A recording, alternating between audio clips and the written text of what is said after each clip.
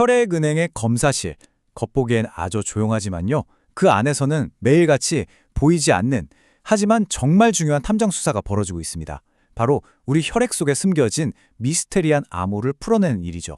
우리가 보통 혈액형 하면 A형, B형, O형 이런 것만 떠올리잖아요.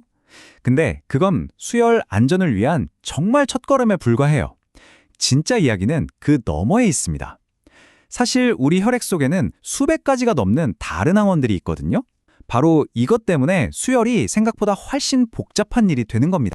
진짜 문제는 우리 몸의 면역 체계가 어쩌다가 예상치 못한 미스터리 항체를 만들어낼 때 시작됩니다.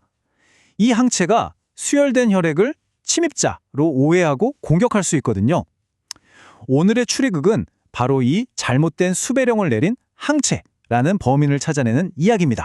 자, 그럼 이제 실제 사건 속으로 한번 들어가 보죠. 이 환자의 사례가 바로 오늘 우리가 풀어야 할 중심 미스터리입니다. 사건 개요는 이렇습니다. 29살 여성이고요. 임신 30주차. 경미한 교통사고로 병원에 왔는데 혈액형이 A형 RH 음성이에요. 이건 혈액의 D항원이라는 특정 표식이 없다는 뜻이거든요. 근데 항체 검사에서 양성 반응이 딱 나온 거예요. 이게 바로 첫 번째 단서입니다. 이분 수혈 받은 적도 없는데 대체 왜, 어디서 항체가 나타난 걸까요? 이 미스터리를 풀기 위한 핵심 도구를 소개해 드릴게요. 바로 항체 동정 패널이라는 건데요. 이건 뭐랄까? 우리의 미스터리 항체를 찾기 위해 용의자들을 쫙 세워놓은 라인업이라고 생각하시면 됩니다. 원리는 아주 간단해요. 환자의 혈청을요, 각각 다른 항원을 가진 여러 시약, 적혈구랑 섞어보는 거예요. 그리고 어디서 응집 반응이 일어나는지, 즉, 얘네들이 뭉치네? 하는 거를 관찰하는 거죠.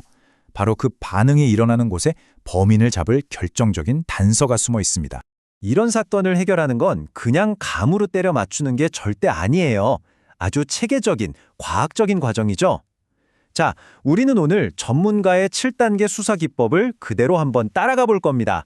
이게 바로 조채핀 박사가 제시하는 7단계 접근법입니다. 여러 단계가 있지만 이 수사의 심장, 가장 중요한 핵심은 바로 네 번째 단계예요. 음성 반응을 통해 용의자를 하나씩 지워나가는 속어법이죠. 이거 정말 흥미로운 접근법 아닌가요? 보통은 반응이 있는 곳, 즉 단서가 있는 곳에 집중하기 마련인데 진짜 전문가는 반대예요. 반응이 없는 곳을 먼저 봐서 넌 절대 범인이 아니구나 하고 확실한 용의자들부터 지워나가는 겁니다. 이게 훨씬 효율적이거든요. 단서에도 강약이 있습니다. 어떤 용의자, 그러니까 항원은 증거를 2개나 남겨서 아주 강한 반응을 보이고요. 또 어떤 용의자는 하나만 남겨서 약한 반응을 보이죠. 우리 탐정은 이 신호의 세기를 보고 이쪽이 좀 더 유력한데 하면서 추가적인 힌트를 얻는 겁니다. 자, 이게 바로 그 속어법의 실제 모습입니다. 여기 5번 세포를 한번 보세요. 반응이 0? 전혀 없죠. 그렇다면 5번 세포가 가진 저 모든 항원들은 우리 미스터리 항체의 목표가 아니라는 뜻이에요. 용의선상에서 확실하게 지울 수 있는 거죠.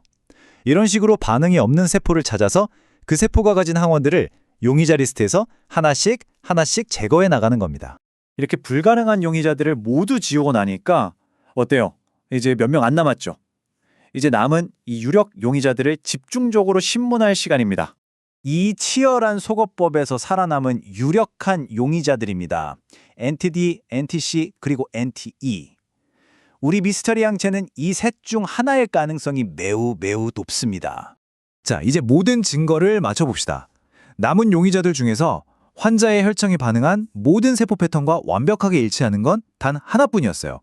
바로 안티-D. D 항원이 있을 때만 딱 반응하고 없을 땐 귀신같이 반응하지 않았죠. 빼도 박도 못하는 증거입니다. 범인은 바로 안티-D였습니다. 사건 해결! 이라고 생각했는데 잠깐만요. 뭔가 좀 이상하죠? 이 환자 수혈을 받은 적이 없다고 했잖아요.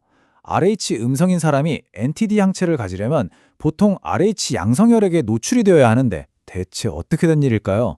마지막 반전이 남아 있었습니다. 바로 이거였습니다.